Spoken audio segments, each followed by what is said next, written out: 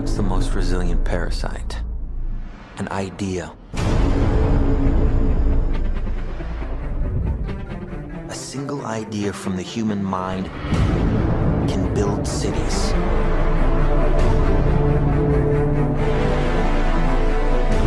An idea can transform the world and rewrite all the rules. Which is why I have to steal it. He's hiding something and we need to find out what that is. We gotta break out of here. Give him the kick!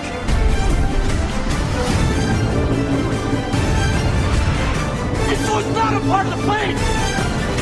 Wake me up! Wake me up!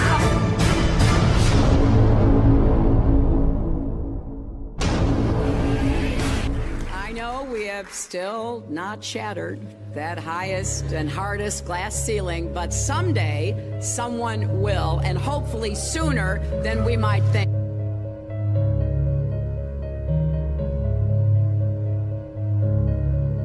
As the galaxies go whizzing by over the glass domed ceiling. Now tell me that doesn't work for you.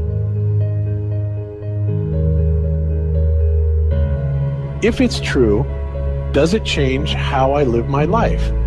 This is something that is not an easy answer because of the magnitude of what we're talking about here. How it will change your life, first of all, when you understand it, is dramatic, to say the least. Will it change you from having to go to your job every day and the things that you typically do every day? No. But when this knowledge becomes more mainstream and these agencies are starting to be held accountable, and you understand that they're all participating in this, not just the United States government, not just NASA, but China, Russia, India, all of them have space programs. They all have the same symbolism. They're all doing the exact same thing to their citizenry.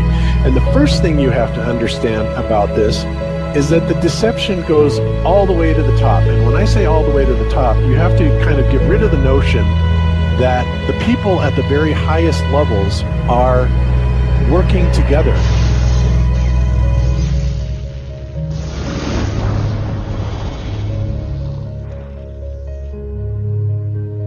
Why would they do this? Why are they trying to hide the fact that we are on an infinite plane or on a flat earth rather than a ball? Well, if you isolate people into the idea that they're on a blue marble that's in the middle of a universe that is really insignificant, and there's thousands or millions and billions of other worlds and possibly other civilizations, that makes most people think that we are insignificant and that we did actually come about as some sort of an accident.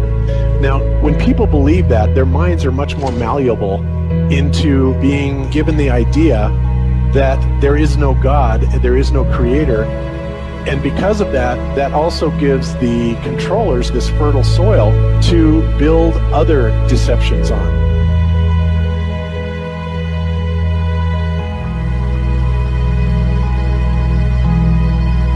Why do you think that Truman has never come close to discovering the true nature of his world until now? We accept the reality of the world with which we're presented. It's as simple as that. It's about total control, mental, physical, spiritual, every way, shape, form possible. You have to remember how big of a conspiracy this is. This isn't talking about just the JFK thing or isn't talking about just 9/11. It's on an umbrella kind of system to where it is the biggest deception that there is. It actually exposes every other deception, and nothing else brings down the power of the elite because it really exposes education, science, the economy, television, museums, universities. Think of all the things that have been fooled. I feel worse for the people that are out there building satellites, the people that are out there actually working for these space agencies, the people out there teaching in schools as professors, because they would all come to the conclusion eventually, once this gets out, that they've all been contributing to the lie. Why do you believe what you believe? Prove it without using NASA or any other space agency, the government or military of any country in the world. Why would I say that? NASA has been proven to be liars time and time again. I could spend a whole weekend here showing you the lies of NASA. How many of you believe your government is 100% honest and can be trustworthy? And how many of you know the military answers to their government? Okay, so if those three sources are all proven liars, why would you trust them? Fool me once, right? Shame on you. Fool me twice, shame on me. I say, continue to believe pathological liars and you're an idiot. But that's what we've all done. And so, I look at these stuff, we've all seen the textbooks, we've all seen the videos and movies and all these things, and there's so much of it. Do you know what the budget NASA has? You know how much they get? How much money they get? Have you seen the movie Gravity? Okay. That's made for about $100 million, give or take. And if you saw the movie Gravity, that was pretty impressive. I saw it on IMAX, big screen, like, wow. I mean, I felt like I was with Sandra Bullock flying around in space, freaking out myself. Okay, this is what they're able to do with $100 million. What are you able to do with tens of billions of dollars a year since the 60s? Now, in my opinion, we're being lied to not only about the shape of the earth, we're being lied to about the very nature of reality itself. In 1954, Admiral Richard Byrd, a highly decorated naval officer, conducted an interview where he alluded to the idea that there may very well be land beyond the poles. Admiral Byrd, you've been to both the North Pole and the South Pole. Is there any unexplored land left on this earth that might appeal to adventurous young Americans? Yes, there is. But strangely enough, there's left in the world today an area as big as the United States that's never been seen by a human being. And that's beyond the pole, on the other side of the South Pole, from Middle America. And I think it's quite astonishing that there should be an area as big as that unexplored. That's a tremendous So challenge. there's a lot of adventure left down at the bottom of the world. Well, Admiral, do you hope to see that? We don't know. That's the big problem. We don't know where we are. Okay? That's what we're all trying to figure out here. But there is the Antarctic Treaty where, 53 or so nations have signed saying that no one's going to lay claim to Antarctica and that there are massive restrictions for travel there. You can't just get up and go to Antarctica on your own. You have to have a tour guide with you, and there are only certain entry points, and there are limits on where you can go search. Personally, I think the unconquered South face is the only one worth scaling. It's a 20,000-foot sheer wall of ice, but that's never stopped me before.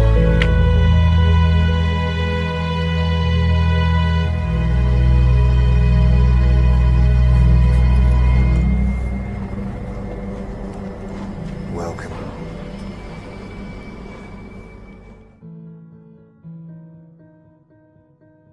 No, I just want to stand on top of the wall and piss off the edge of the world.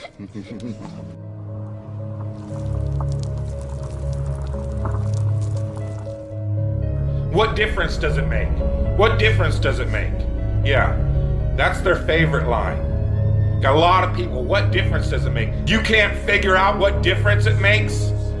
If you can't figure out what difference it makes that the people running your world have fucking lied to you over and over your whole life, if you can't figure out that someone lying to you is trying to control you, suppressing of information, of knowledge, is control. Deception of information and knowledge is a form of control. So what difference does it make? It makes a big difference, because once they start omitting information or lying about information about where you live, they're doing it to control you, period. Why am I having to explain this to critical thinkers in the truth movement? The way you control billions of people is to keep them divided and fighting each other. Flat Earth is not a psyop. Flat Earth destroys the psyop. Every psyop that's been used to control us for as long as they've known about it. So this system has been in power and control for hundreds of years, ever since they convinced the rest of the world that they didn't know where they live. It created this fantastical scenario to make people feel insignificant and to follow those that appear to know better. Why is the flat earth so important? Because it shows the deception. And if everybody would just come together and demand answers, they would be in checkmate. They would not know what the fuck to do. Train up a child in the way that he should go, and when he is old, he will not depart from it. I believe that's why we have so many who are indoctrinated to still believe and fight so hard for the heliocentric model. The reason being is because we've been taught the globe model since before we had the ability to think for ourselves. Think about that. Before you could think for yourself, before you could form rational thought, you've been taught that you live on a spinning ball, although your five senses tell you something totally different. Our senses tell us that the earth is flat and stationary, that the sun and moon and the stars rotate above us just as we see, that they make their annual cycles in such a way that we can calculate days, months, and years of the passage of time, just like in Scripture. The earth in itself works like a well-designed timepiece, and we all know that any timepiece that we can think of has a designer. What if the lie is to hide the existence of that designer? 2018 is the year the world learns that flat earth people everywhere are serious. Research Flat Earth and subscribe to the Flat Earth Network today.